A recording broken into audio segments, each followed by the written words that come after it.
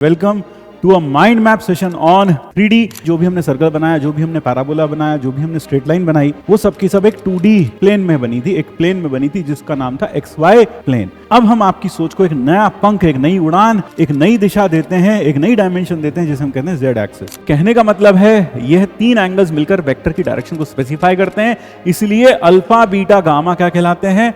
Direction angles.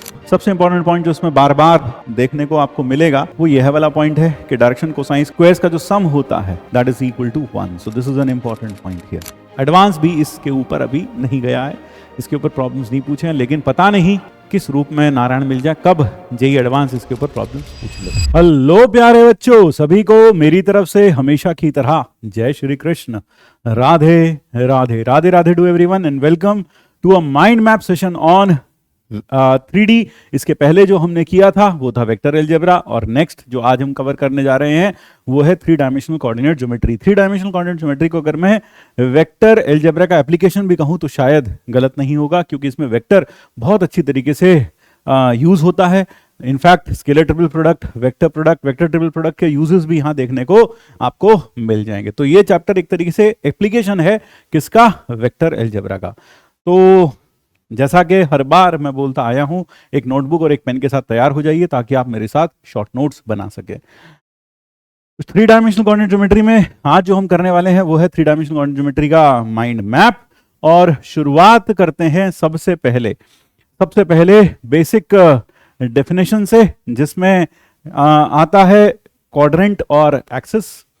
आपको पता है अभी तक जो हमने 2 डायमेंशनल कोऑर्डिनेट ज्योमेट्री पढ़ी उसमें जो भी चीजें थी वो सब एक प्लेन में सीमित थी। यानी जो भी हमने सर्कल बनाया, जो भी हमने पैराबोला बनाया, जो भी हमने स्ट्रेट लाइन बनाई, वो सब की सब एक 2D प्लेन में बनी थी, एक प्लेन में बनी थी जिसका नाम था XY प्लेन।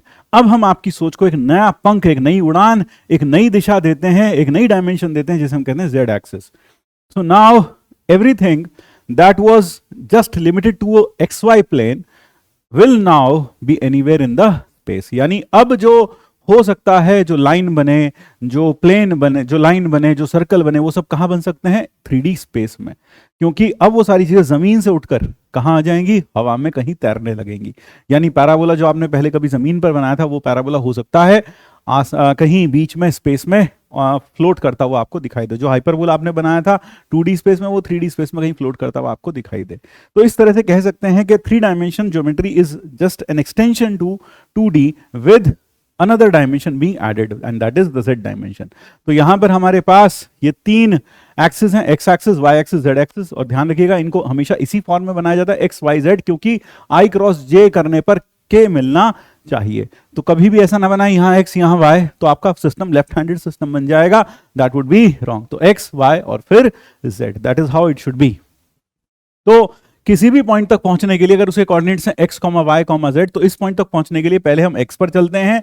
कितना डिस्टेंस? X। फिर Y के पैरेलल चलते हैं Y, और फिर Z के पैरेलल चलते हैं Z, and we reach this point So X, Y, Z are the coordinates of this point। ये हमें बताता है कि हमें X एक्सिस पर, Y एक्सिस पर और Z एक्सिस पर या उनके पैरेलल कितना डिस्टेंस मूव करना है और किस दिशा में मूव करना है। अगर X, Y, Z पॉजिटिव है तो ऑब्वियस सी बात है it will be in the positive direction of X। अगर X and positive direction of Y, positive direction of Z। लेकिन अगर इनमें से कोई सा भी नेगेटिव है तो आप समझ जाएं कि हमें नेगेटिव डायरेक्शन में मूव करना पड़ेगा। अगर मैं कोई पॉइंट X एक्सिस पर बात करता हूं तो point on X axis always has the coordinates of the form A0 0, क्योंकि उस तक पहुंचने के लिए ना तो हमें Y पर मूव करना है और ना ही Z पर। सिर्फ X एक्सिस पर काम मूव करने से चल जाएगा। 0 B 0, और इसके लिए हो जाएगा 0 0 C। तो any point on X axis is A0 0। Y axis पर जो होगा 0 B 0, यानी उसका X और Z कोऑर्डिनेट 0 होगा। जो Z पर होगा उसका X और Y कोऑर्डिनेट 0 होगा। Any point on XY plane, XY plane पर अगर मैं कोई सा भी पॉइंट देखता हूं तो उसके कोऑर्डिनेट्स X, Y, 0 टाइप के आ जाएंगे। तो X, Y, 0, या फिर यूं कहूं कि A, B, 0। Any point on YZ plane will have X coordinate 0, 0, B, C, and XZ plane will be A, 0, C। These are the coordinates of any point on XZ plane। तो हमारे पास 3 plane आपको यहां दिखाई दे रहे हैं। XY plane जिसमें X और Y axis हैं, दूसरा YZ प्लेन जिसमें Y और Z एक्सिस हैं, और तीसरा प्लेन XZ प्लेन या ZX प्लेन जिसमें आपकी X और Z एक्सिस हैं।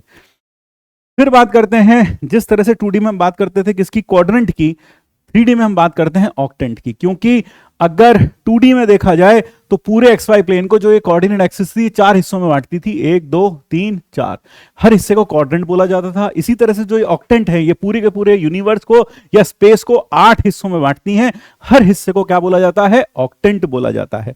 तो जैसे कि यहां आप देख रहे हैं, ये पॉजिटिव एक्स एक्सिस, ये ओरिजिन है आपका, और ये है पॉजिटिव एक्स एक्सिस, ये नेगेटिव, ये पॉजिटिव वाई, ये नेगेटिव वाई, और ये Z, positive Z, negative Z. अब जो यह है, ये वाला जो हिस्सा दिखाई दे रहा है, ये फर्स्ट क्वाड्रेंट है। फर्स्ट क्वाड्रेंट के बिल्कुल ऊपर होगा first octant, vertically above will be, whole of this block will be first octant. और इसी तरह से सेकंड, जो ये आपके पास सेकंड क्वाड्रेंट है, इसके ऊपर second quadrant, second octant, third quadrant के ऊपर थर्ड ऑक्टेंट, फोर्थ क्वाड्रेंट के ऊपर फोर्थ ऑक्टेंट। तो कहने का मतलब है हमारे पास ये XY प्लेन है, बीच में दो लकीरें बन गई, यहां पर हमारा XY, यहां हमारा फर्स्ट क्वाड्रेंट है, इसके ऊपर एक ब्लॉक बना दो पूरा ऊपर इंफिनिटी तक एक्सटेंड करता हुआ, तो ये हमारा बन जाएगा क्या, फर्स्ट ऑक्टेंट। इसी तरह से सेकंड क्वाड्रेंट पर सेकंड ऑक्टेंट, थर्ड क्वाड्रेंट पर थर्ड ऑक्टेंट, और फोर्थ क्वाड्रेंट पर फोर्थ ऑक्टेंट। इन्हीं के बिल्कुल नीचे, वर्टिकली नीचे, फर्स्ट के 1 2 3 4, अब फर्स्ट के नीचे आ जाएगा फिफ्थ, फिर सेकंड के नीचे सिक्स्थ, थर्ड के नीचे सेवेंथ, और जो हमारा फोर्थ को ऑक्टेंट था उसके नीचे आ जाएगा 8। तो इस तरह से ये पूरे के पूरे यूनिवर्स को 8 हिस्सों में बांटते हैं, और हर हिस्से को क्या बोला जाता है, ऑक्टेंट बोला जाता है। एक्स एक्सिस की इक्वेशन कैसी दिखाई देगी, अगर आपको एक्स एक्सिस की इक्वेशन देखनी, देखो 2D में हमने एक्स एक्सिस की इक्वेशन क्या लिखी थी, जल्दी से कमेंट बॉक्स में अभी के अभी लिख दो अगर तुम्हें मालूम है, और वाई एक्सिस की इक्वेशन क्या लिखी थी वो भी लिख दो। लेकिन जब 3D में बात आती है एक्स एक्सिस की इक्वेशन की, तो एक्स एक्सिस पर वाई और जेड कोऑर्डिनेट हमेशा 0 रहते हैं, इसलिए इसकी इक्वेशन होती है y equal to z equal to 0। इसी तरह से y एक्सिस की इक्वेशन होगी x equal to z equal to 0। y axis की equation x equal to z is equal to 0, x equal to z equal to 0, that will be the equation, x equal to z is equal to 0। और z axis की equation होगी x equal to y equal to 0, so that will be the equation of z axis. xy plane की, xy plane पर xy y z coordinate हमेशा 0 रहता है, इसलिए उसकी इक्वेशन हो जाएगी z बराबर 0। yz में हमेशा x 0 रहता है, इसलिए उसकी इक्वेशन x बराबर 0। zx प्लेन में हमेशा y 0 रहता है, इसलिए उसकी इक्वेशन y इक्वल टू 0। किसी पॉइंट p के डिस्टेंस अगर मैं ओरिजिन से निकालना चाहता हूं और उसके कोऑर्डिनेट्स हैं x y z, तो आपको समझ जाना चाहिए ये वाली जो दूरी होगी, क्योंकि यह एंगल 90 डिग्री होगा, यह हो जाएगा under root of x square plus y square. और फिर जब आप इसको यहां जोड़ देंगे, अब क्योंकि यह एंगल 90 डिग्री है, तो अब यह जो डिस्टेंस आ जाएगा by Pythagoras theorem, OP will be equal to under root of x square plus y square के रूट का whole square, that is x square plus y square and plus z square. So that is the distance of a point from origin. Next comes the distance formula. अगर 3D में मेरे पास दो points हैं A और B, जिनके coordinates x1 y1 z1 x2 y2 z2 हैं, तो उनके बीच की दूरी ये हो जाती है x2 माइनस x1 का स्क्वायर, y2 माइनस y1 का square plus z2 minus z1 का होल स्क्वायर।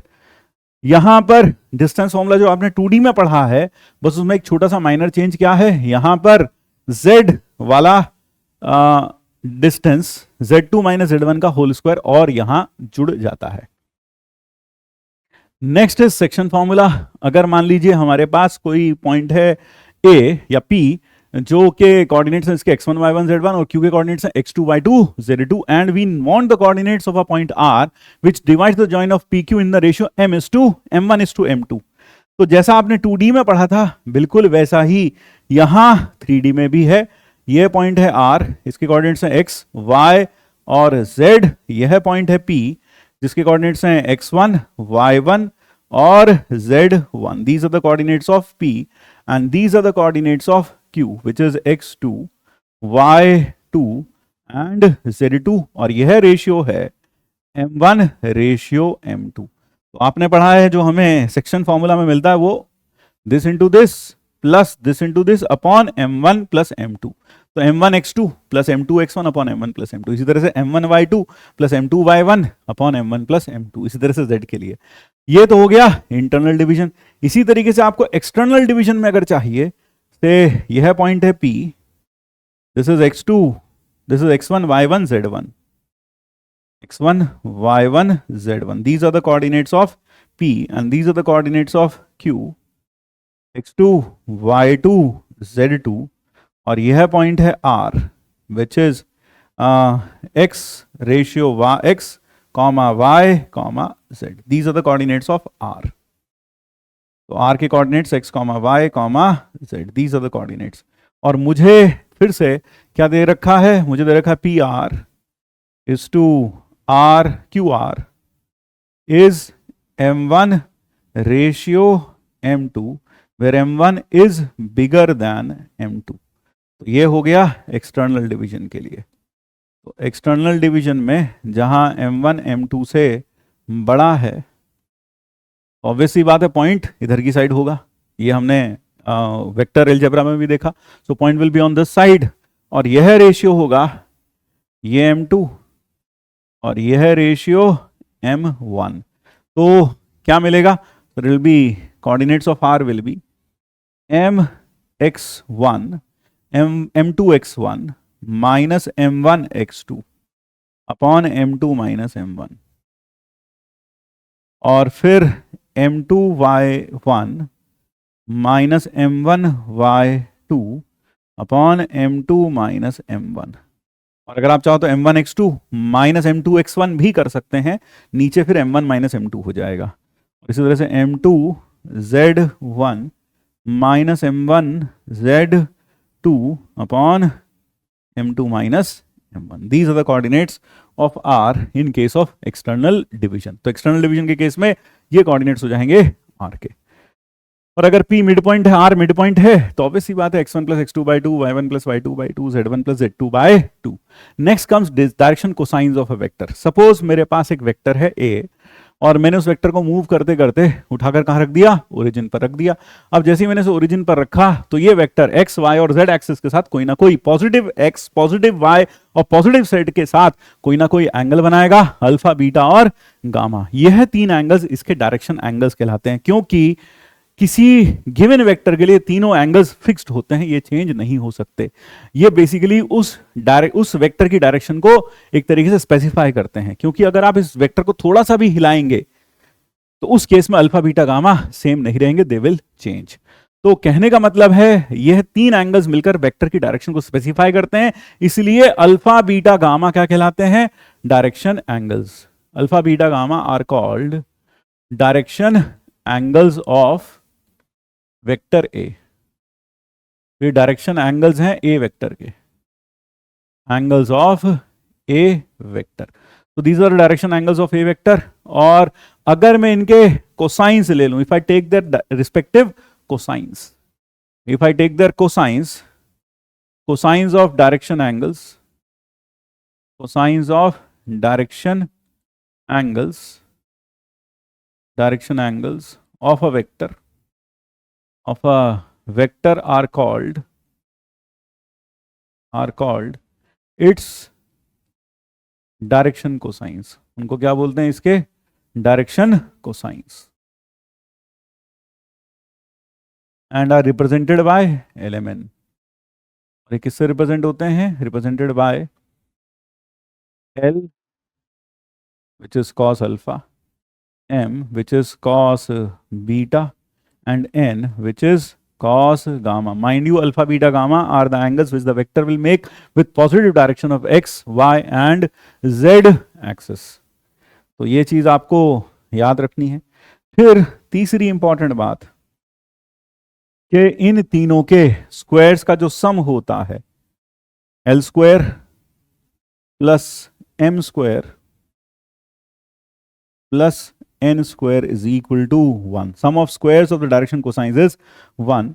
और दूसरी बात, L की जो वैल्यू होती है वो होती है a1 upon mod a, M की value a2 upon mod a, और n की वैल्यू जो होती है वो होती है a3 upon mod a, where a vector is a1 I cap plus a2 j cap plus a3 k cap. तो that is l m and n. तो एल एम एन की वैल्यू इस तरह से हमें मिल सकती है। तो that is what direction cosines is. फिर यहां पर एक और इंपॉर्टेंट बात, a cap is nothing but l i plus m j plus n k, यानी कि किसी भी वेक्टर के डायरेक्शन कोसाइंस कुछ नहीं होते, बल्कि वो उसके यूनिट वेक्टर में जो आई जे के कोफिशिएंट्स होते हैं वही उसके डायरेक्शन कोसाइंस होते हैं। So these are some important points which are worth remembering. तो सबसे इंपॉर्टेंट पॉइंट जो इसमें बार बार देखने को आपको मिलेगा वो यह वाला पॉइंट है कि डायरेक्शन कोसाइंस का जो सम, स्क्वायर्स का जो सम होता है, that is equal to how much, that is equal to 1। So this is an important point here. और साथ में यह भी इंपॉर्टेंट है कि डायरेक्शन कोसाइंस जो होते हैं वो कुछ अलग चीज नहीं होते, वो है सिर्फ उस वेक्टर के यूनिट वेक्टर में आई जे और के जो कोफिशिएंट्स होते हैं वह यहां पर हमें वो मिल जाते हैं। Next is direction cosines, direction ratios. ऐसे कोई भी तीन नंबर जो डायरेक्शन कोसाइंस के प्रोपोर्शनल हो, ऐसे तीन नंबर्स को हम बोलते हैं direction ratios. So what are direction ratios? Direction ratios are any three numbers which are proportional to direction cosines, यानी l upon a, m upon b और एन अपॉन सी अगर यह बराबर है, यानी कि ऐसे कोई भी तीन नंबर्स जो इनके प्रोपोर्शनल हैं, यानी कि दोनों का L upon a, m upon b और एन अपॉन सी यह रेशियो कैसा है, ये तीनों रेशियोज बराबर हैं, तो ऐसे कोई भी तीन नंबर्स क्या कहलाएंगे? डायरेक्शन रेशियोज कहलाएंगे ऑफ अ वेक्टर। तो यहां पर अगर if l upon a, m upon b और एन अपॉन सी तीनों बराबर हैं, then a b c are called direction, इनको क्या बोलते हैं? Direction ratios. डायरेक्शन रेशियोज या फिर शॉर्ट फॉर्म में हम इन्हें बोलते हैं डीआरस, डायरेक्शन रेशियोज और डीआरस ऑफ ए वेक्टर। इसको हम ए वेक्टर के डायरेक्शन रेशियोज या डायरेक्शन रेशियोज या फिर डीआरस बोल देंगे। यहां एक इंपॉर्टेंट बात यह है कि any vector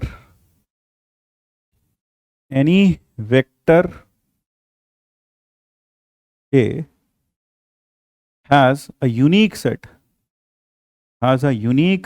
of its DCs, unique set of its direction cosines, जिसे हम शॉर्ट फॉर्म में DCs बोलते हैं, has a unique set of its DCs while set of its DRs are infinite in number।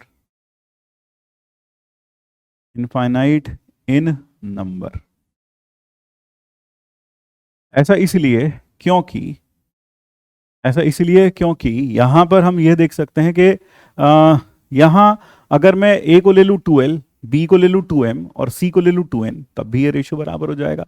अगर मैं a को ले लूं 3l, b को ले लूं 3m और c को ले लूं 3n, तब भी ये रेशियो बराबर हो जाएगा। अगर मैं a को ले लूं -2l, -2m, -2n, तब भी ये रेशियो बराबर हो जाएगा। यानी a b c की कोई यूनिक वैल्यू नहीं होगी, there will be infinite set of possible values of a b c। Therefore किसी भी वेक्टर के डीसीज तो यूनिक होते हैं, it has a unique set of DCs जो कि i j और k के कोफिशिएंट्स होते हैं यूनिट वेक्टर में उसके, जबकि drs they can be infinite in number. तो ये बहुत इंपॉर्टेंट बात है कि drs कैसे हो सकते हैं? Infinite in number. और डीसीज क्या है? They are unique. दूसरी इंपॉर्टेंट बात, DCs are also DRs, DCs are also DRs but not the converse. यानी कि जो DCs हैं वो DRs हैं, लेकिन हर बार DRs DC हो जाएंगे ये जरूरी नहीं है, क्योंकि L upon L, M upon N, N upon N ये सब बराबर हो जाएगा, रेशियोज बराबर हो जाएंगे। तो उस केस में हम कह सकते हैं DCs DRs तो हैं, लेकिन कन्वर्स ट्रू नहीं है। DCs are also a set of DRs, but the converse does not hold, यानी every set of DRs may not be DCs। तो ये चीज याद रखिएगा। तो DCs और DRs में बिल्कुल सीधा सा रिश्ता है। एक तरीके से जो DRs हैं वो मल्टीपल्स हैं, किसके मल्टीपल्स हैं? DCs के मल्टीपल्स हैं, क्योंकि उनका रेशियो L के साथ L upon A, M upon B और N अपॉन C यह रेशियो बराबर होता है। यहां एक इंपॉर्टेंट बात और बता दें कि अगर मैं किसी लाइन की बात कर रहा हूं, if I talk of a line, तो लाइन के डीसीज या लाइन के डीआरस क्या होते हैं? लाइन के डीसीज, अभी तक हमने वेक्टर के डीसीज, वेक्टर के डीआर पढ़े। किसी लाइन के डीसीज या किसी लाइन के डीआरस क्या होते हैं? आप उस लाइन पर एक वेक्टर चिपका दें, कोई सा भी एक वेक्टर चिपका दें उस लाइन एल पर। Suppose this is the line L और आपने उसके ऊपर एक वेक्टर चिपका दिया। अब आप उस वेक्टर के डीसीज और डीआरस फाइंड कर लोगे तो वही इस लाइन के डीसीज और डीआरस होंगे। अब वो वेक्टर ऐसे भी लगाया जा सकता है, ऐसे भी लगाया जा सकता है। तो इस केस में हम ये कह सकते हैं कि लाइन के डीसीज के सेट क्या होते हैं? दो सेट होते हैं, क्योंकि अगर इसका डीसीज है एल एम एन तो इस वाले के डीसीज हो जाएंगे minus l minus m minus n. तो कहने का मतलब है, मान लो ये वेक्टर था, इसके डीसीज है एल एम एन, तो इसके डीसीज हो जाएंगे minus l minus m minus n. तो लाइन के हमेशा दो सेट ऑफ डीसीज होते हैं। तो ध्यान रखिएगा, a line has two set of DCs, two set of DCs l m n and minus l minus m minus n. तो किसी भी लाइन के दो सेट ऑफ डीसीज होते हैं एल एम एन। और लाइन के डीसीज का मतलब समझ गए? लाइन के डीसीज का मतलब क्या है? उसके ऊपर अगर एक वेक्टर चिपका दिया जाए तो उस वेक्टर के जो डीसीज होंगे वही इस लाइन के डीसीज कहलाएंगे। इस लाइन के जो, इस वेक्टर के जो डीआरस होंगे वह इस लाइन के डीआरस कहलाएंगे। दूसरी इंपॉर्टेंट बात, इफ अ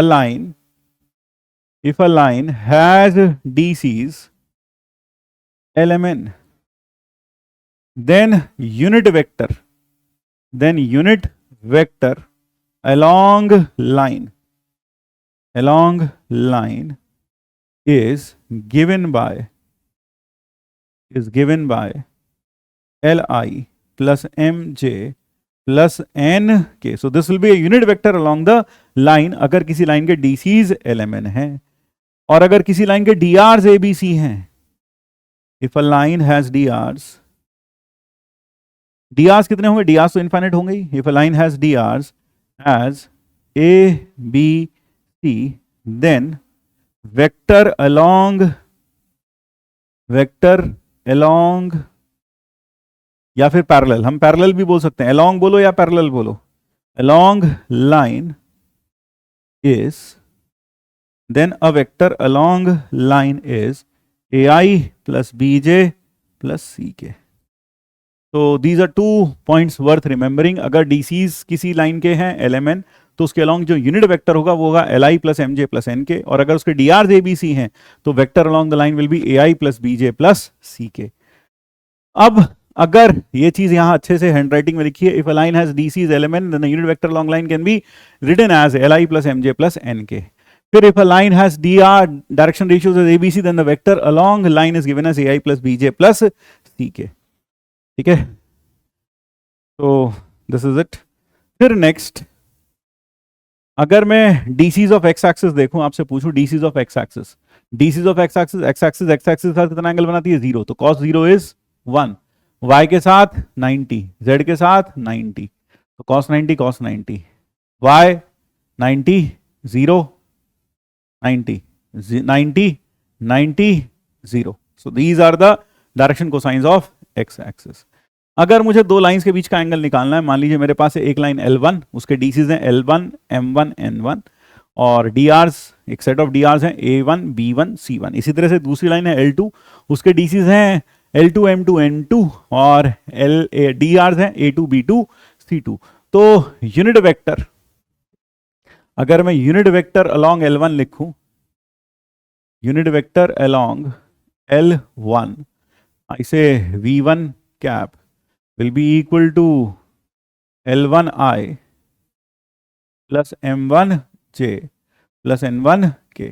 और यूनिट वेक्टर अलोंग L1 इसी तरह से unit vector along L1 comma L2, L2 के अलोंग यूनिट वेक्टर हो जाएगा L2I plus M2J plus N2K।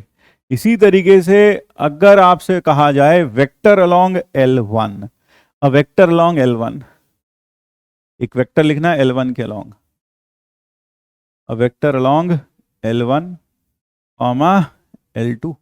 तो L1 के अलोंग वेक्टर होगा से V1 vector will be equal to, जैसे आप कुछ भी कह लो, U1 vector is equal to क्या A1I plus A2J plus A1I plus B1J plus B2 C1 के। प्लस C1K, और U2 vector will B A2I B2J plus C2K। तो अगर मुझे इन दोनों लाइंस के बीच का एंगल चाहिए तो cos theta can be written as U cap V1 cap dot V2 cap, या फिर U1 vector dot U2 vector upon mod of U1 into mod of U2, ऐसे लिखा जा सकता है। So you can write this as L1 L2 plus M1 M2 plus N1 N2, या फिर आप लिख सकते हैं A1 B1 plus A2 B2 plus A3 B3 divided by under root of A1 square plus B1 square plus C1 square into root of A2 square plus B2 square plus C2 square, that would be cos theta, that would be cos theta.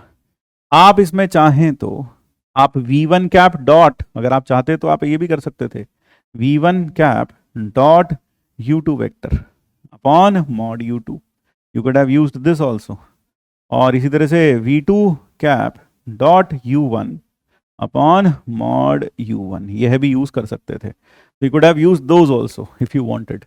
तो अगर आप चाहते तो इसमें angle ये भी लिख सकते थे, क्या L1 A2 M1 B2 N1 C2 upon root of A2 square plus B2 square plus C2 square, और चाहते तो यह भी लिख सकते थे L2 A1 plus M2 B1 plus N2 C1 upon root of A1 square plus B1 square plus C1 square.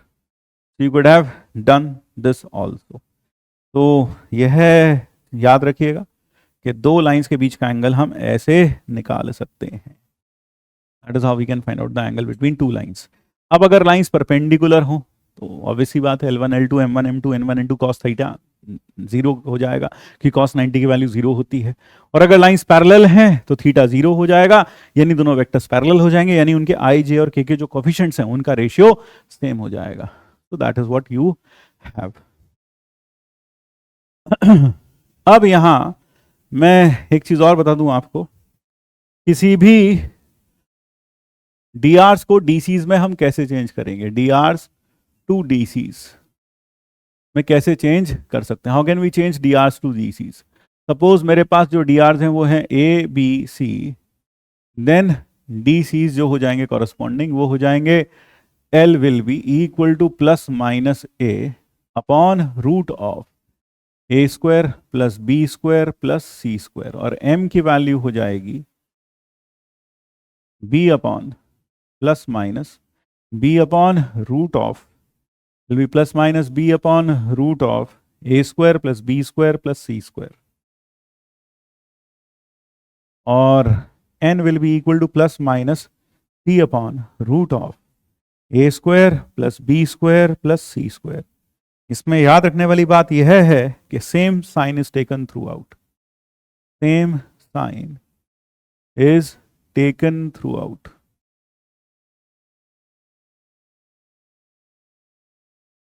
When I say same sign is taken throughout, तो इसका मतलब यह है सब में एक साथ प्लस लेंगे, प्लस प्लस प्लस प्लस, और एक बार सब में माइनस माइनस वाला केस लेंगे। तो that is how you can convert DCs DRs to DCs। So that is how we can convert DRs to DCs।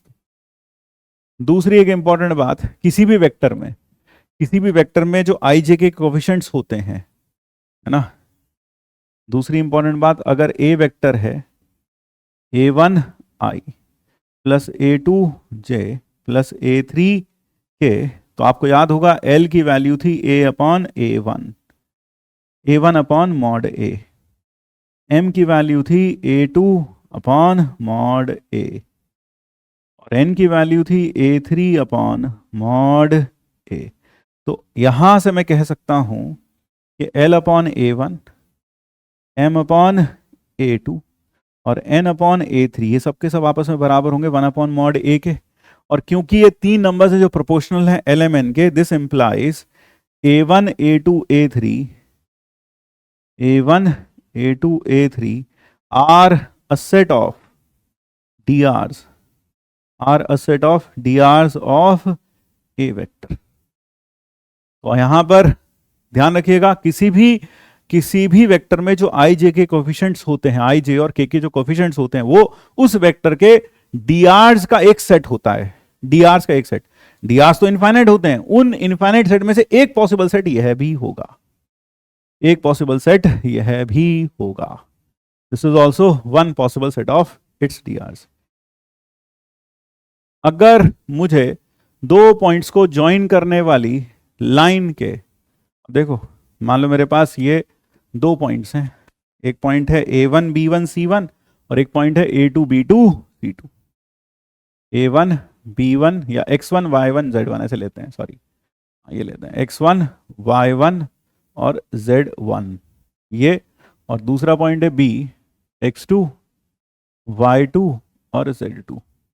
और मुझे चाहिए DRs of line passing through, of line passing through, कहां से, of passing through A and B, passing through A and B will be equal to X2 minus X1 Y2 minus Y1 और Z2 minus Z1। तो ये याद रखेंगे, अगर दो points को जोड़ने वाली लाइन है और उस लाइन के हमें डीआर्स चाहिए, then DRs of line passing through A and B are given as this, difference of their x coordinates, then y and then z। ठीक है, next comes the Cartesian equation of a line. 1 point form में, 2 point form में हमने vector form में पढ़ ली थी, r is equal to a plus lambda times b, या फिर r is equal to a plus lambda times b minus a। अब उसे किस में पढ़ने का समय है, कार्टेशियन फॉर्म में। मान लीजिए यह लाइन है a पॉइंट से पास हो रही है, यानी a जहां से वो पास होती है वो गिवन है x1 y1 z1, और ये लाइन के drs हैं a b c। तो इस लाइन की इक्वेशन होती है x minus x1 y minus y1 और z माइनस z1। हमने क्या किया, हमने क्या किया, हमने डीआर्स लिख लिया इस लाइन के, इसके ऊपर एक आर्बिट्ररी पॉइंट लिया P, उसके डीआर्स हुए x minus x1 y minus y1 z minus z1, क्योंकि अभी हमने पढ़ा कि दो पॉइंट से गुजरती हुई लाइन के जो डीआर्स होते हैं वो होते हैं उनके x के डिफरेंस, y का डिफरेंस, z का डिफरेंस, वो लिख लिया। ये डीआर्स हो गए, लेकिन लाइन के डीआर्स क्या दे रखे हैं, ABC। तो यह भी डीआर्स है और ABC भी डीआर्स है, तो ये आपस में क्या होंगे, प्रोपोर्शनल होंगे। तो इसलिए हमने लिख लिया x minus x1 upon a, y minus y1 upon b, z minus z1 upon c। That is the equation of line. Any point on this line, any point on L can be written as, कैसे लिख सकते हैं, अगर मुझे कोई भी point लिखना है, बेसिकली कोई भी पॉइंट क्या है, x y और z, यानी मुझे x y z की वैल्यू निकालनी पड़ेगी। तो अगर मैं से लैम्डा की इक्वल रख दूं तो मेरे पास आएगा x1 plus a lambda, y1 plus b lambda और z1 plus c lambda. That is how you can assume a point on this line. 2 point form, मान लो हमें दो पॉइंट दे रखे हैं जहां से वो लाइन पास होती है, वो पॉइंट्स हैं A और B। A के कोऑर्डिनेट्स क्या हैं, A के coordinates x1 y1 z1, B के कोऑर्डिनेट्स x2 y2 z2। तो 2 पॉइंट फॉर्म ऑफ लाइन, फिर से मैं drs लिखता हूं, y minus y1 z minus z1, ये drs लिख लिए। अब इनका रेशियो लेता हूं दूसरे drs से, x2 minus x1 y2 minus y1 और z2 माइनस z1। तो यह रेशियो भी इक्वल होगा। So that gives me the equation of line in 2 point form. So it is not at all difficult. So this is the line in 2 point form and this was the line in 1 point form. यहां पर अगर आप इसकी corresponding vector form भी लिखना चाहते हैं तो इसकी कॉरस्पॉन्डिंग वेक्टर फॉर्म क्या हो जाएगी, r vector is equal to x1 i y1 j plus z1 k plus lambda times ai plus bj plus ck। That would be its corresponding vector form. अगर आपको इसकी वेक्टर फॉर्म लिखनी है corresponding, तो वो हो जाएगी r is equal to x1 i plus y1 j plus z1 k plus lambda times x2 minus x1 i cap, y2 minus y1 j cap और z2 minus z1 k cap. This will be its corresponding vector form. ये कैसे मिलेगी? Basically इसको lambda की equal रख लो, x की value निकालो, y की वैल्यू निकालो और z की वैल्यू निकालो। फिर r वेक्टर क्या होता है? xi plus yj plus z के। तो आपने यहां से जैसे x की वैल्यू निकाली, यहां क्या आई थी? a x1 plus a lambda, y1 plus b lambda, z की value z1 plus c lambda. और फिर आपने क्या किया? xi plus yj plus z के कर दो तो आपको r वेक्टर मिल जाता है। तो r वेक्टर की वैल्यू आ जाएगी x1i plus y1j plus z1k plus lambda times ai plus bj plus ck। So these are the corresponding vector form of this line. फिर एक इंपॉर्टेंट बात याद रखिएगा कि equation of line in standard form in various forms, मान लीजिए आपके पास एक लाइन दे रखी है x minus two upon 3, y plus 1 upon minus two, z minus 2 upon 0। अब यहां इस जीरो को देखकर हड़बड़ाइएगा मत, ये मत सोचिएगा कि ये लाइन तो क्या हो गई, नॉट डिफाइंड हो गई, नीचे जीरो आ गया, ये सब नहीं।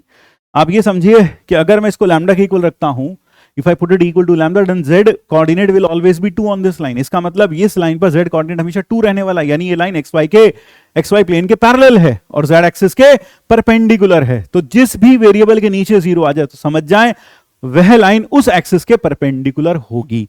तो जैसे कि x एक्सिस में देखो y के नीचे जीरो आ गया, z के नीचे जीरो आ गया, यानी ये z एक्सिस के भी परपेंडिकुलर है, y के परपेंडिकुलर है। तो ध्यान रखिएगा, zero in denominator shows that the line is perpendicular to the axis. एक पॉइंट यह नोट कर लें। दूसरी बात यहां पर x, y और z तीनों के कोएफिशिएंट्स 1 होने चाहिए। अगर 1 नहीं है तो पहले उसे 1 बनाइए। तो जैसे कि यहां पर अगर देखा जाए तो x minus 1 upon 1 is equal to y plus 3/2 upon 3/2। तो y का कोएफिशिएंट पहले 1 बना लीजिए, is equal to z plus 5 upon 2। तो ये लाइन पास होती है 1 माइनस 3/2 माइनस 5 से, और उसके dr हैं 1, 3/2 एंड 2। तो these are some learnings from this example, तो ये आपको पता होना चाहिए।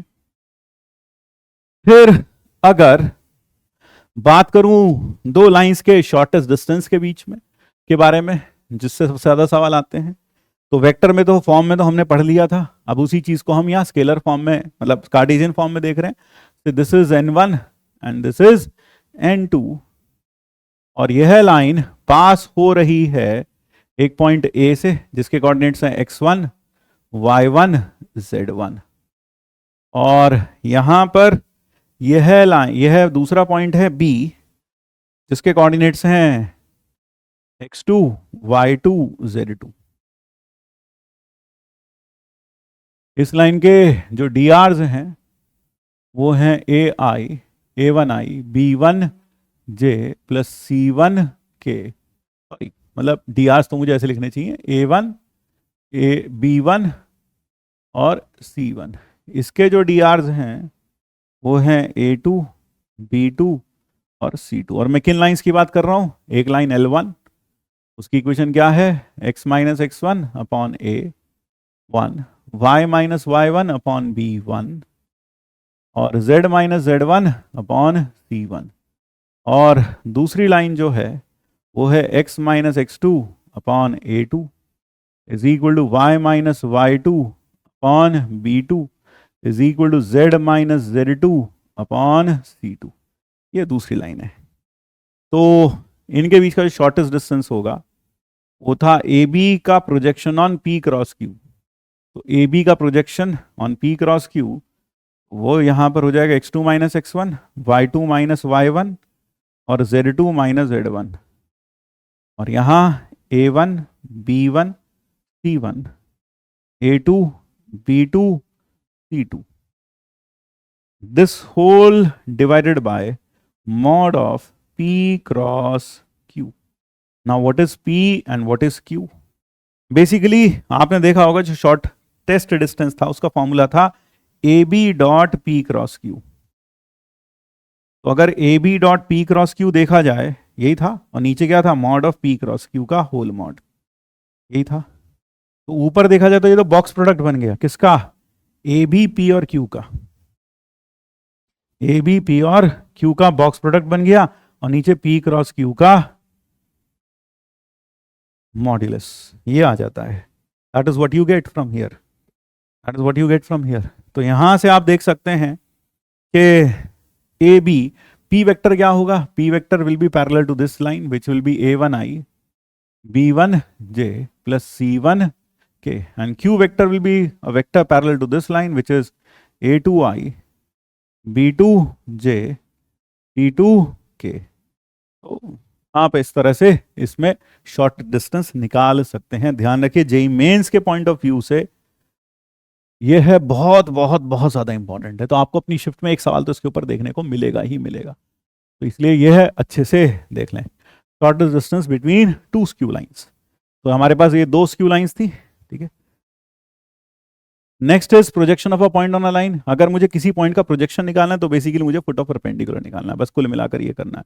तो फुट ऑफ परपेंडिकुलर के लिए तो जो कोऑर्डिनेट्स होंगे वही जो क्यू पॉइंट आएगा वही प्रोजेक्शन कहलाएगा पी का क्यू पर। अगर मुझे किसी लाइन सेगमेंट का प्रोजेक्शन निकालना है पी क्यू का, जहां पी ये है और क्यू वो है, और इसका प्रोजेक्शन निकालने की ऐसी लाइन पर जिसके डीसीज एलिमेंट है, तो इसका प्रोजेक्शन का जो लेंथ होता है, यानी किस लेंथ की मैं बात कर रहा हूं, मान लो यह लेंथ है ए और ये है बी, तो this length A B is given as l x2 minus x1 plus m times y2 minus y1 plus n times z2 minus z1. That will be the length of projection of this line segment joining p and q on another line. अब आते हैं plane पर। अगर मैं बात करूं plane की, तो प्लेन एक ऐसा सरफेस है जिसके ऊपर अगर कोई भी पॉइंट्स को ज्वाइन करने वाली लाइन सेगमेंट बनाई जाए तो वो पूरी की पूरी लाइन सेगमेंट उसी के में लाई कर जाए। Such a 3D surface is called as a plane. तो यहां पर अगर मैंने कोई भी दो पॉइंट लिए, उनको ज्वाइन किया, तो यह है पूरी की पूरी इसी lies completely on plane, lies completely on the surface on plane. तो प्लेन की खासियत क्या है कि अगर मैं इसके ऊपर कोई भी दो पॉइंट ले लूं, उनको एक लाइन सेगमेंट से जोड़ूं, तो वो पूरी की पूरी लाइन सेगमेंट उसी प्लेन में आ जाती है। अगर आप सिलेंडरिकल सरफेस ले लें, उसके ऊपर कहीं पर दो पॉइंट्स ले लें, तो जरूरी नहीं है कि वह लाइन हमेशा उस सिलेंड्रिकल सरफेस के ऊपर लाई करेगी। तो therefore cylindrical surface is not a planar surface. तो इसी तरह स्फेयर ले लें, स्फेयर के ऊपर कोई दो पॉइंट्स ले लें और उनको एक लाइन सेगमेंट से जोड़ें, तो वह line segment will not lie completely on the surface of the sphere, therefore sphere is also not a planar surface. Next आता है equation of plane in different forms. सबसे पहला है इक्वेशन नॉर्मल पॉइंट फॉर्म, यानी यहां पर हमें एक पॉइंट दे रखा है, नॉर्मल वेक्टर दे रखा है। तो किसी भी प्लेन के लिए सबसे इंपॉर्टेंट है उसका नॉर्मल वेक्टर। अगर मैं इस प्लेन का नॉर्मल वेक्टर क्या होगा, एक ऐसा वेक्टर जो इस प्लेन में लाई करने वाले सभी वेक्टर्स के क्या होगा, परपेंडिकुलर होगा। यानी इसमें कोई भी वेक्टर हो या कोई लाइन हो, यह वेक्टर हमेशा उसके क्या होगा, परपेंडिकुलर होगा। तो ऐसे कितने नॉर्मल बन सकते हैं प्लेन पर, दो, एक ऊपर की डायरेक्शन में एक नीचे की डायरेक्शन में, दो यूनिट वेक्टर्स नॉर्मल पॉसिबल हैं किस पर, एक प्लेन पर, एक ऊपर में और एक नीचे में। तो सबसे पहली जो इक्वेशन आती है प्लेन की, वो आती है नॉर्मल पॉइंट फॉर्म। यहां पर हमें नॉर्मल वेक्टर दे रखा और एक पॉइंट दे रखा है, मुझे इस प्लेन की इक्वेशन निकालनी है। तो मैंने क्या किया, इस प्लेन के ऊपर एक आर्बिटरी पॉइंट ले लिया। तो आप देख सकते हैं पी क्यू वेक्टर या q p vector which is r minus r not is perpendicular to n vector. तो dot n is equal to 0। तो r minus r not dot n is equal to 0, that is the equation of plane, that is the equation of plane. और it can be written as r dot n is equal to r naught dot n. r naught dot n is a constant, so r dot n is equal to some q. So that is also the equation of plane in normal form. r dot n is equal to q या फिर r minus r naught dot n is equal to 0. इसकी corresponding Cartesian form है।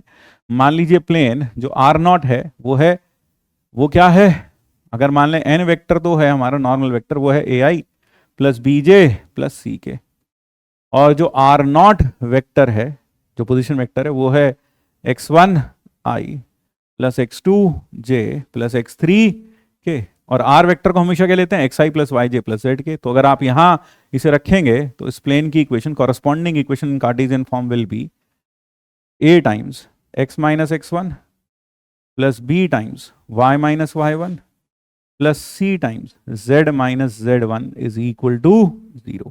ध्यान रखिए यहां जो a b c है, they are nothing but the coefficients of I, j, k in n vector. Therefore, they are nothing but the set of drs of the normal vector. तो कई बार बच्चे इसको गलती से क्या बोल देते हैं, these are drs of plane. These are not drs of plane. These are drs of normal vector to plane. ध्यान रखिए, a, b, c are drs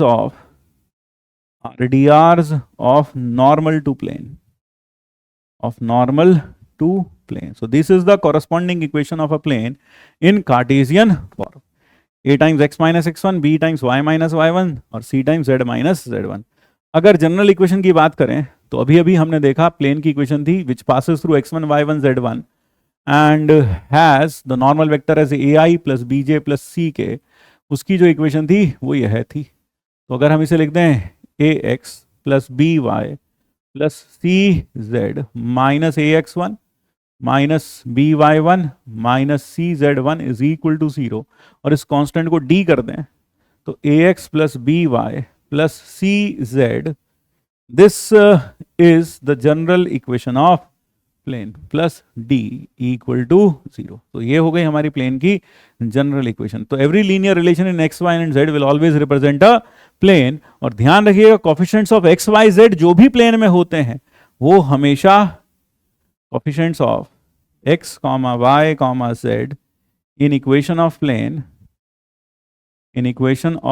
plane represent what? Represent drs of normal vector to plane. ये normal vector to plane के drs होते हैं. So that is the general equation of plane in Cartesian form. Next is angle between two planes. Angle between two planes is equal to angle between their normals. अगर मुझे दो planes के बीच का angle चाहिए तो वो बेसिकली एंगल होगा इनकी नॉर्मल्स के बीच का एंगल. यानी ये वेक्टर है n1 और यह वाला वेक्टर जो आप देख रहे हैं ये वेक्टर है n2 और इनके बीच का जो एंगल है ये है थीटा और ये बराबर हो गया. तो हम कह सकते हैं cos theta will be equal to n1 dot n2 upon mod n1 into mod n2. That will be the angle between the two planes. यह दोनों प्लेन्स के बीच का एंगल हो जाएगा. तो angle between two planes is equal to nothing but the angle between their normals. तो उनके normal के बीच का जो एंगल होगा वह एंगल हमें नॉर्मल वही एंगल हमें क्या कहलाएगा, angle between the two planes. अच्छा एक चीज़ और, अगर एक्यूट एंगल चाहिए तो मॉड और लगा लो क्योंकि एसेंशियली हम एक्यूट एंगल के टर्म्स में ही बात करते हैं. तो we will put a mod. तो that is the angle between the two planes. तो अगर दोनों प्लेन्स के बीच का एंगल 60 डिग्री आया तो 120 is also an angle between the two planes. ठीक है, depending on the orientation of the normal vectors and all. तो अगर दो प्लेन्स परपेंडिकुलर हैं, पैरेलल हैं, तो कंडीशन क्या होगी? तो इसी को अगर मैं लिखना चाहूँ cos theta, I can write this as a1 a2 plus b1 b2 plus c1 c2 upon root of a1 square plus b1 square plus c1 square into root of a2 square plus b2 square plus c2 square का modulus. जहां हमारा पहला plane है is a1 x b1 y c1 z plus d1 equal to 0 और दूसरा plane है a2 x b2 y plus c2 z plus d2 equal to 0 और यह हो गया उनके बीच का एंगल. क्योंकि normal vector to the first plane will be a1i plus a2j plus a1i plus b1j plus b2k और इसी तरह से दूसरे पर a2i plus b2j plus c2k और इस पर a1i plus b1j plus c1k. ये होना चाहिए था, है ना. और दोनों का नॉर्मल वेक्टर का डॉट करके आपको ये एंगल मिल जाएगा. That is how you will get the angle between the two planes. So I hope यह क्लियर हुआ. फिर दो प्लेन्स परपेंडिकुलर कब होंगे? जब a1 a2 b1 b2 c1 c2 0 हो जाए. दोनों पैरेलल कब होंगे? जब दोनों के नॉर्मल वेक्टर पैरेलल हो जाएं. That is a1 upon a2 is equal to b1 upon b2 is equal to c1 upon c2 is not equal to d1 upon d2. और कोई आइडेंटिकल या कोइंसिडेंट कब हो जाएंगे? कोइंसिडेंट ओवरलैपिंग कब हो जाएंगे? जब ऐसा हो जाएगा a1 upon a2 b1 upon b2 c1 upon c2 d1 upon d2 सब बराबर हो जाए. फिर आता है equation of plane passing through 3 points. तो अगर मुझे equation of plane passing through x1 y1 z1 x2 y2 z2 और x3 y3 z3 लिखना है, then it is not at all difficult. So if a plane passes through 3 points, say this is A, this is B and this is C. तो हम इसके ऊपर एक arbitrary point ले लेते हैं x, y, z, और यह जो हमारा प्लेन है यह पास कर रहा है 3 पॉइंट से. वो पॉइंट्स क्या हैं? x1, y1, z1 और b के कोऑर्डिनेट्स हैं x2, y2, z2. इसके coordinates x3, y3, z3. These are the coordinates of P. तो हम क्या करते हैं, A से एमिनेटिंग 3 वेक्टर्स बना लेते हैं, एक AB, एक AC और एक AP. ये तीनों के तीनों वेक्टर्स क्या होंगे? कोप्लानर होंगे. तो तीनों का जो बॉक्स होगा AP, AB और AC, ये बॉक्स 0 हो जाएगा. और यह ही लिखा हुआ है, ये जो ऊपर लिखा हुआ है ये nothing but the box of AB और AC इज इक्वल टू 0. तो AP वेक्टर क्या होगा? x minus x1, y minus y1, z minus z1. AB vector क्या होगा? x2 minus x1, y2 minus y1, z2 minus z1. AC क्या होगा? x3 minus x1, y3 minus y1, z3 minus z1. इसी तरीके से अगर कोई पॉइंट दे रखा है P, x1, y1, z1 और आपको उसकी डिस्टेंस निकालनी है इस प्लेन से, ax plus by plus cz plus d, then its distance from this plane can be easily obtained. जो कि लाइन में आपने जैसा पढ़ा था बिल्कुल वैसा ही, उस पॉइंट के कोऑर्डिनेट्स उठाकर प्लेन में डाल दो, वहां लाइन में डाल देते हैं, यहाँ प्लेन में, plus d upon root of, वहां किया था a square plus b square straight line में 2d में, और यहाँ a square plus b square plus c square. That will give you the perpendicular distance of this point P from the plane. इसी तरीके से अगर दो प्लेन्स पैरेलल हैं और मुझे उनके बीच की दूरी निकालनी है, तो अगर दो प्लेन्स पैरेलल हैं उनके बीच की जो दूरी होगी वो होगी उनके कोफिशिएंट्स का उनके कांस्टेंट टर्म्स का difference d1 minus d2 upon root of a square plus b square plus c square. लेकिन माइंड यू दोनों में x, y, z के जो कोफिशिएंट्स हैं वह सेम होने चाहिए इस फॉर्मूला को लगाने के लिए. फिर next form of plane is the intercept form. अगर मैं इंटरसेप्ट फॉर्म की बात करूं, मान लीजिए मेरे पास एक प्लेन है जो कि कहां से पास होता है, जो कि पास होता है A से, B से और C से, where the coordinates of A, B and C are as shown. तो the equation of the plane passing through A, B and C, the coordinates of A are A0, 0. यहां पर हमारे operator ने coordinate axis को फेरबदल कर दिया है, आप देख सकते हैं, which is not a right thing to do, है ना. हाँ, तो क्या करना चाहिए था? इट शुड हैव बीन, ये वाला पॉइंट क्या है? यह वाला पॉइंट है A, which is A0, 0. And this point is B, which is 0, B, 0. और वो पॉइंट है C, 0, 0, C. तो इक्वेशन ऑफ प्लेन हो जाती है x upon A plus y upon B plus z upon C. तो that is the equation of plane in intercept form. और जहां पर आप देख सकते हैं A, B और C ये क्या है? इंटरसेप्ट्स हैं इस प्लेन के x, y और z एक्सिस में. इसको देखकर इंटरसेप्ट फॉर्म ऑफ लाइन जरूर याद आएगी आपको. Intercept form of line will be remembered. Yes, x upon A, y upon B is equal to 1. यहां पर z अपॉन C लग गया. यहां पर एक चीज और नोट कर लें कि 1 अपॉन A, 1 अपॉन B और 1 upon C, these are the drs of normal to this plane. तो this is the equation of plane in intercept form. कई बार हमसे इस ट्राइंगल ABC का, जो ये प्लेन तीनों कोऑर्डिनेट एक्सिस के साथ इंटरसेप्ट्स को जोड़ने के बाद जो ट्राइंगल बनता है, इसका एरिया भी कई बार हमसे पूछ लिया जाता है. इसका एरिया भी कई बार हमसे पूछ लिया जाता है. तो जो इसका एरिया होता है वो एरिया हो जाता है, ये था A0, 0. कई बार हमसे इसका एरिया भी पूछ लिया जाता है. तो इसका जो एरिया होता है, the area of this plane vector area, that is half AB I cross J, BC C cross J cross K और CA K क्रॉस I. और यह आता है ABI CA J AB K. तो इस ट्राइंगल का जो एरिया होता है वो होता है half of A square, half of A square B square plus B square C square plus C square A square, half of A square b square plus b square c square और plus c square a square, that is the area of the triangle a b c. तो ये चीज याद रखिए, vector area ऐसे मिलता है। Vector area अगर आपको याद होगा तो वेक्टर एरिया हमने वेक्टर अलजेब्रा में पढ़ा था कि अगर पोजीशन वेक्टर्स हैं इसके, अगर ए का पोजीशन वेक्टर देखूं ए आई, इसका बी जे और इसका सी के, ये इनके पोजीशन वेक्टर्स हैं, ये इनके क्या हैं, पोजीशन वेक्टर्स। तो अगर मुझे इसका एरिया निकालना है तो क्या होगा, ए क्रॉस बी, बी क्रॉस सी, सी क्रॉस है, यानी पोजीशन वेक्टर्स ऑफ जो तीनों वर्टिसेस थे उनके बारी बारी से हम क्रॉस प्रोडक्ट करते जाते हैं।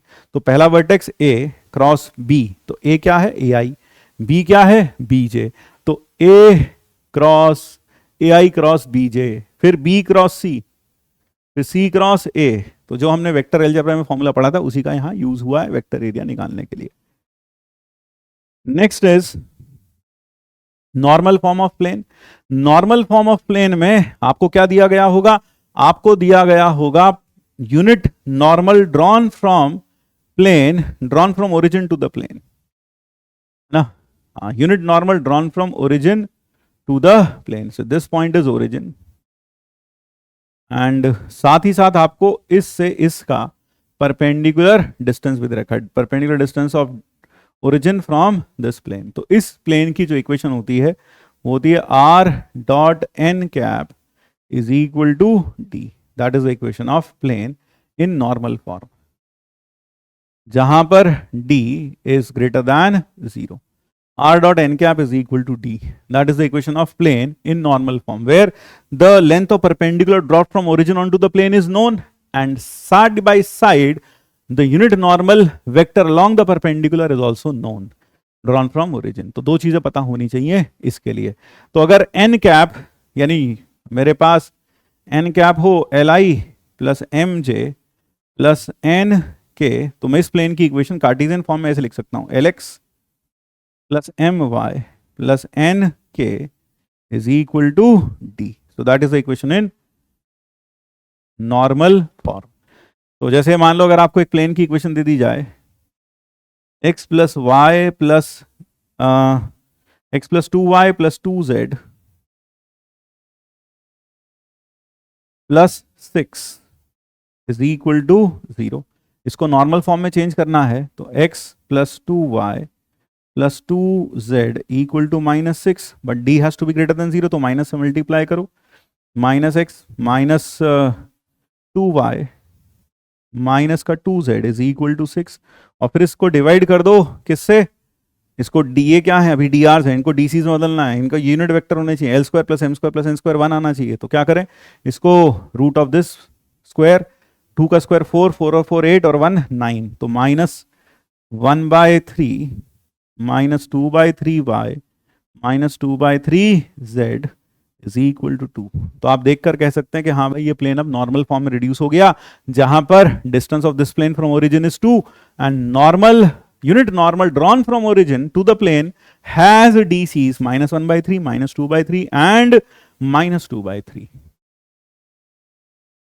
Next is parametric equation of plane. कई बार हम प्लेन को पैरामीट्रिक इक्वेशन में भी एक्सप्रेस कर लेते हैं। जैसे मान लीजिए अगर मुझे प्लेन दे रखा है जो 3 पॉइंट A, B और सी से पास हो रहा है, जहां ए का पोजीशन वेक्टर है ए, बी का बी और सी का सी वेक्टर, तो हमने इसके ऊपर एक आर्बिट्ररी पॉइंट ले लिया P which is r vector, ये हमने आर वेक्टर ले लिया इसका पोजीशन वेक्टर। तो हम कह सकते हैं कि A P is coplanar with, A P क्या है, कोप्लानर है किसके साथ, coplanar with A B and A C, with A P vector comma A C vector. तो इस केस में ए पी वेक्टर, तो हम लिख सकते हैं r minus a is equal to lambda times b minus a plus mu times c minus a. तो r is equal to a plus lambda times, इस वेक्टर को मैं पी कह देता हूं, प्लस म्यू टाइम्स क्यू। तो ये जो वेक्टर इस फॉर्म में लिखा है जहां लैम्डा और म्यू क्या है, रियल नंबर्स है, पैरामीटर्स हैं, तो इस फॉर्म में जब प्लेन लिखा हो तो हम उसे लिखते हैं कि plane is given to be in parametric form. और आप इसे वापस कार्टेशियन फॉर्म में कैसे कन्वर्ट कर सकते हैं, यहां ध्यान रखिएगा पी वेक्टर जो था वो b माइनस ए को हमने p लिख दिया और म्यू और जो c माइनस ए था उसे हमने q लिख दिया। तो अगर मुझे इसे कार्टेशियन फॉर्म में चेंज करना है तो dot with p cross q, तो अगर आप इसे p क्रॉस q से डॉट कर लेंगे तो r dot p cross q is equal to a dot p cross q। अब यह जो प्लेन है यह r dot n is equal to q type में बदल जाएगा, यानी कि अगर आप इसे कार्टेशियन फॉर्म में चेंज करेंगे r की जगह xi plus yj plus z के रखकर ये कार्टेशियन फॉर्म में चेंज हो जाएगा। So that is how you change it into Cartesian form. So that is the equation of plane in Cartesian form. तो P क्रॉस Q से dot कर देते हैं इसको। कुछ अहम बातें जो याद रखेंगे, equation of plane containing two parallel या इंटरसेक्टिंग लाइंस, जैसे इस प्लेन में दो इंटरसेक्टिंग लाइंस हैं, है ना। तो अगर मुझे इस प्लेन की इक्वेशन निकालनी है जो इन दोनों इंटरसेक्टिंग लाइंस को कंटेन करता होगा, तो आप एक चीज याद रखें कि इस लाइन के पैरेलल जो वेक्टर है, यहाँ 7 इंपॉर्टेंट वचन हैं, 7 इंपॉर्टेंट ऑब्जर्वेशंस हैं जो आप याद रखेंगे तो आपके लिए अच्छा होगा। जेई में, एडवांस में, मेंस में इन ऑब्जर्वेशंस का यूज का काम, ये दोनों ऑब्जर्वेशंस काम आ सकती हैं। r is equal to a plus lambda b, और मान लो ये वेक्टर तो हो गया b वेक्टर और ये वेक्टर हो गया c vector. r is equal to a plus mu times c। तो दो these are two intersecting lines and I want to find the equation of the plane. तो मुझे पता है इस प्लेन का नॉर्मल वेक्टर कैसे मिलेगा, b क्रॉस c से। I can get the normal vector to this plane as b cross c। और साथ में मुझे पता है इन दोनों का इंटरसेक्शन पॉइंट है a पॉइंट, है ना। ये पॉइंट इन दोनों का इंटरसेक्शन पॉइंट है। तो मुझे इस प्लेन की अगर इक्वेशन लिखनी है तो I will write this as r minus a dot b cross c is equal to 0. That is the equation of plane containing these two intersecting lines. Parallel lines अगर होती और दोनों c वेक्टर के parallel होती तब हम यह कैसे लिखते, यह आप मुझे नीचे कमेंट बॉक्स में लिखकर बताइएगा, सोचकर बताइएगा कि अगर मेरे पास प्लेन यह होता और इसमें दो पैरेलल लाइंस कंटेन्ड होती, इसमें दो पैरेलल लाइंस कंटेन्ड होती, तो इन दोनों पैरेलल लाइंस को कंटेन करने वाले प्लेन की इक्वेशन कैसे लिखते। मान लो इस लाइन के ऊपर एक पॉइंट है a वेक्टर, इस पॉइंट के ऊपर, इस लाइन के ऊपर एक पॉइंट है b वेक्टर, और यह दोनों लाइंस c वेक्टर के पैरेलल हैं। Then I could have written the equation of the plane which contains these two lines. कैसे लिखते उस प्लेन की इक्वेशन, तो जरा सोच के बताइएगा ना। हाँ, थोड़ा सा हिंट हम आपको दे सकते हैं, वैसे हिंट की ज़रूरत है नहीं मेरे ख्याल से। अब जैसे मैंने ये बनाया तो अब आप इसको खुद से सोचेंगे कि कैसे हम इस प्लेन की इक्वेशन लिख सकते हैं। दूसरी बात, अगर प्लेन कंटेन करता है 3 पॉइंट्स को तो उसका जो नॉर्मल वेक्टर होगा वो क्या होगा सर, नॉर्मल वेक्टर होगा, अगर ये ए बी और सी पॉइंट को कंटेन करता है तो this will be a b cross a c. ध्यान रखिए 3 पॉइंट्स को कंटेन करने वाले पॉइंट का नॉर्मल वेक्टर जो होता है वो होता है ए बी क्रॉस ए सी। फिर vector equation of vector parallel to the line of intersection of two planes, ये हमने किसमें पढ़ा था, ये बात हम ऑलरेडी पढ़ चुके हैं, किसमें, vector triple vector product of 4 vectors में, है ना शायद।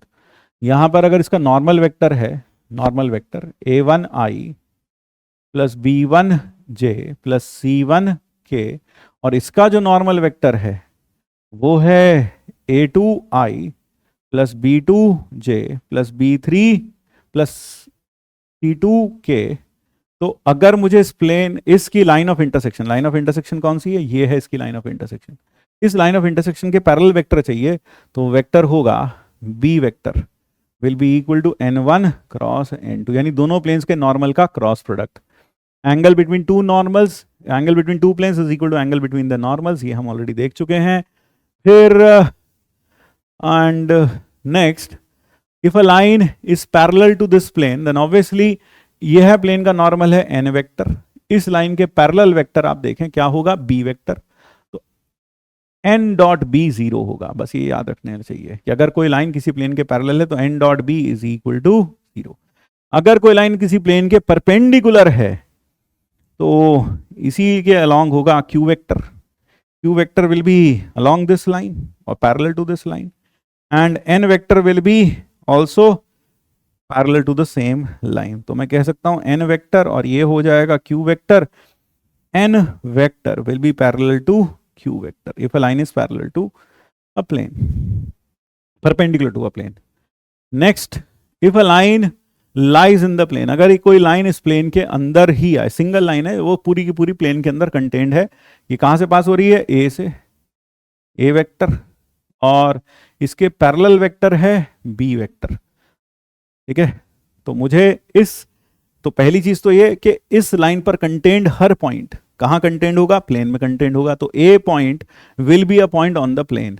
दूसरा, जो इसका वेक्टर है बी वेक्टर, वह भी प्लेन के अंदर कंटेंड होगा. That will also be contained in the plane. तो यहां पर अगर यह प्लेन में कंटेंड है तो हम कह सकते हैं पहली चीज तो b dot n is equal to 0. B dot n 0 होगा क्योंकि n वेक्टर यह होगा, दोनों का डॉट 0 होगा. और साथ साथ a dot n will be equal to q, के वो प्लेन की इक्वेशन को सेटिस्फाई करेगा. कौन सा पॉइंट? a पॉइंट प्लेन की इक्वेशन को सेटिस्फाई करेगा. Next comes family of planes. अगर मेरे पास दो प्लेन्स हैं P1 और P2, तो उनकी लाइन ऑफ इंटरसेक्शन से गुजरने वाले प्लेन की जो इक्वेशन होगी that will be given as this plane is P1 and this plane is P2 and this plane which passes through the line of intersection is p lambda. तो p lambda जो होगा वो होगा p1 plus lambda p2, यानी कि आप दूसरे plane को लैम्डा से मल्टीप्लाई करके पहले वाले प्लेन में ऐड कर देंगे तो हमें एक ऐसा प्लेन मिल जाएगा जो इनकी लाइन ऑफ इंटरसेक्शन से जाएगा. ऐसे कितने प्लेन्स हो सकते हैं? Infinitely many. So you can have infinitely many planes which passes through the point of intersection of line of intersection of the two given planes P1 and P2. जिस notebook में आप पढ़ते हैं that is a beautiful example of family of planes, जहां पर पहला hard bound और last वाला हार्ड बाउंड, गत्ते वाला हार्ड बाउंड जो होता है कार्डबोर्ड वाला, वो तो हो गए P1 और P2. बीच के सारे पन्ने या बीच के सारे पेजेस वो हो गए P लैम्डास. हर प्लेन के लिए एक अलग लैम्डा होगा और हर लैम्डा के लिए एक अलग प्लेन होगा. तो ये समझ में आया. Next is unsymmetrical form of line.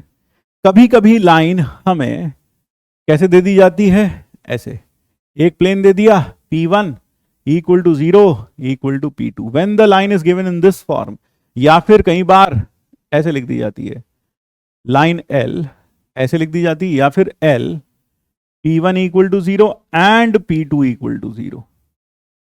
इसका मतलब कौन सी लाइन होती है? इसका मतलब होता है इन दोनों की line of intersection. L is L, जो यहां पर L है, जो लाइन है, L is nothing but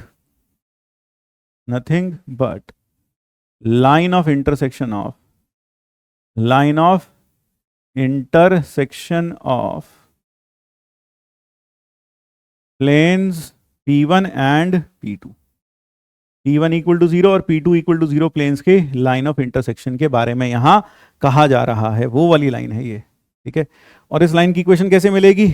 इस लाइन की इक्वेशन आपको मिल सकती है, you can easily get the equation of this line, यानी अनसिमेट्रिकल फॉर्म से. हम जब लाइन इस फॉर्म में दी हो तो हम कहेंगे लाइन किस फॉर्म में दी है? अनसिमेट्रिकल फॉर्म में दे रखी है. और मुझे अगर इस लाइन की इक्वेशन चाहिए तो इस लाइन की इक्वेशन निकालने का जो तरीका होगा कार्टेशियन फॉर्म में, ये प्लेन P1, ये प्लेन P2 और ये है हमारी लाइन. तो क्या करेंगे? बी वेक्टर हमें पता है, इस लाइन के पैरेलल वेक्टर, इस लाइन के पैरेलल वेक्टर होगा n1 cross n2, n1 vector cross n2 vector.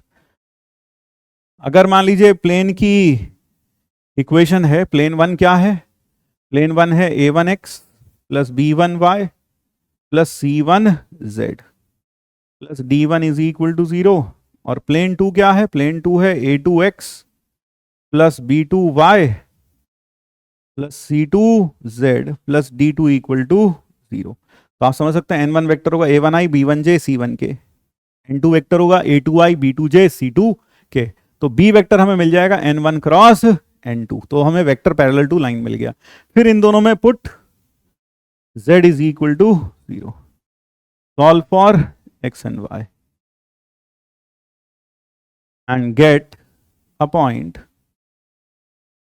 point say x1 y1 comma 0 on L। अब आपको पॉइंट मिल गया और उसके पैरेलल वेक्टर मिल गया। Now you can write down the equation of line as r is equal to a plus lambda b।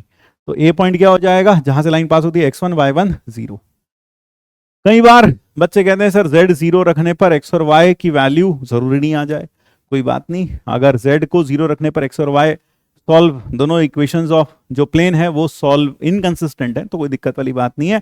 आप y को 0 रखकर x और z को सॉल्व कर लें, तब भी आपको लाइन के ऊपर पॉइंट मिल जाएगा। अगर तब भी कंसिस्टेंट नहीं है तो आप x को 0 रखकर y और z में से y और z को सॉल्व कर लीजिए, तब भी आपको लाइन के ऊपर एक पॉइंट मिल जाएगा। यानी कुल मिलाकर मकसद ये है कि आपको इस लाइन के ऊपर एक पॉइंट चाहिए, क्योंकि इस लाइन की इक्वेशन तभी फाइंड कर सकते हैं जब हमें इसके ऊपर एक पॉइंट पता हो और साथ में वो वेक्टर पता हो जो इस लाइन के पैरेलल है। वेक्टर तो मिल जाएगा और पॉइंट ऐसे मिल जाएगा। That is how you can change a line from unsymmetrical form two symmetrical form. फिर नेक्स्ट, मान लीजिए हमारे पास एक प्लेन है a1x plus b1y plus c1z और हमें इनका बाइसेक्टर प्लेन निकालना है। तो बाइसेक्टर प्लेन में फिर से जैसे लाइन के एंगल बाइसेक्टर से, इसी तरह angle bisecting plane between the two planes π1 and π2, ये दो प्लेन्स हैं, इन दोनों के बीच का जो एंगल है उसको बाइसेक्ट करने वाले जो प्लेन्स होंगे दे विल बी टू। एक बाइसेक्टर होगा b1, एक बाइसेक्टर होगा b2। b1 and b2 are the two bisectors. ये b1 है, ये b2 है, ये प्लेन π1 है, यह है प्लेन π2 है। तो length of perpendicular from the bisecting plane to any of the two planes will always be equal, है ना। यही प्रॉपर्टी है एंगल बाइसेक्टर की। तो अगर आप, और यहां पर अगर आप देखें तो ये टॉप व्यू है, this is just nothing but the top view of the angle bisector, मतलब ये दोनों प्लेन्स का टॉप व्यू है, ठीक है। तो यहाँ ये परपेंडिकुलर डाला और यहाँ ये है, तो length of perpendicular on both the planes will be equal. तो बस लेंथ ऑफ परपेंडिकुलर को इक्वल कर दीजिए दोनों प्लेन्स पर। तो ये length of perpendicular to first plane, ये length of perpendicular to second plane, दोनों को इक्वेट किया, we got the equation of the bisector plane. तो बाइसेक्टर प्लेन की इक्वेशन हमें ऐसे मिल जाएगी। तो इस तरह से हम दोनों बाइसेक्टिंग प्लेन्स निकाल सकते हैं, बाइसेक्टिंग प्लेन्स निकाल सकते हैं। अगर आपको एक्यूट और ऑब्ट्यूस एंगल बाइसेक्टिंग प्लेन चाहिए तो आपको पहले प्लेन में बिल्कुल लाइन वाला ही तरीका है, a1x b1y plus c1z plus d1 equal to 0 and plane 2 is a2x b2y plus c2z plus d2 equal to 0, जहां पर d1 d2 पॉजिटिव होने चाहिए। अगर पॉजिटिव नहीं है तो पॉजिटिव बनाइए। तो अगर आप ये पॉजिटिव बना लें फिर आप कैलकुलेट करेंगे, क्या फाइंड करेंगे, a1 a2 plus b1 b2 plus c1 c2, है ना, ये फाइंड करेंगे after you have made d1 and d2 both positive. उसके बाद की सारी प्रक्रिया है ये।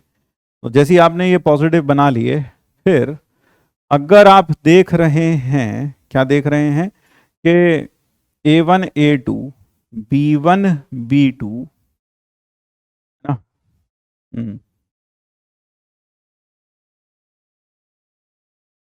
तो अगर आप देख रहे हैं कि a1 a2 plus b1 b2 और प्लस c1 c2, ये जो क्वांटिटी है ना, यह अगर पॉजिटिव आ जाए, ये आ जाए अगर पॉजिटिव, तो इस केस में ऑब्ट्यूस एंगल बाइसेक्टिंग प्लेन जो हो जाएगा वो हो जाएगा प्लस साइन वाला, वो हो जाएगा प्लस साइन वाला। यानी यहां पर आप देख रहे हैं प्लस साइन माइनस साइन, तो प्लस साइन ले लेंगे तो आपको ऑब्ट्यूस एंगल बाइसेक्टिंग प्लेन मिल जाएगा। और एक्यूट एंगल बाइसेक्टिंग प्लेन होगा acute angle bisecting plane, acute angle bisecting plane will be the one corresponding to negative sign। और अगर इसी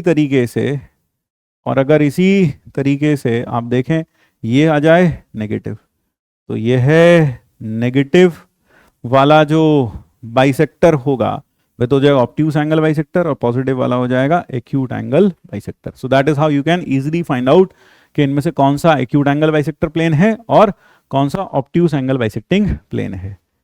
इसी तरीके से कई बार हमसे पूछा जाता है कि प्लेन कंटेनिंग ओरिजिन बता दो. अगर plane containing origin bisector of angle of the plane bisector of angle containing origin वाला प्लेन चाहिए, ठीक है, यानी जिस एंगल में ओरिजिन है उस एंगल का बाइसेक्टर अगर हमें चाहिए तो आपने दोनों में D1 D2 को पॉजिटिव बनाया और फिर प्लस वाला बाइसेक्टर उठा लो, तो जो बाइसेक्टर आएगा वह बाइसेक्टर होगा bisector of angle containing origin.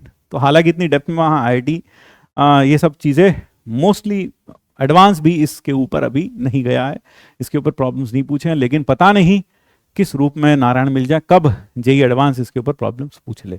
JEE mains में सिर्फ स्ट्रेट लाइन तक का ही पार्ट था, उसमें प्लेन अब एक्सक्लूड हो गया है, लेकिन फिर भी हमने यहाँ आपको प्लेन पढ़ाया ताकि आप अच्छे से जेई एडवांस के लिए भी अपने आप को तैयार कर सकें.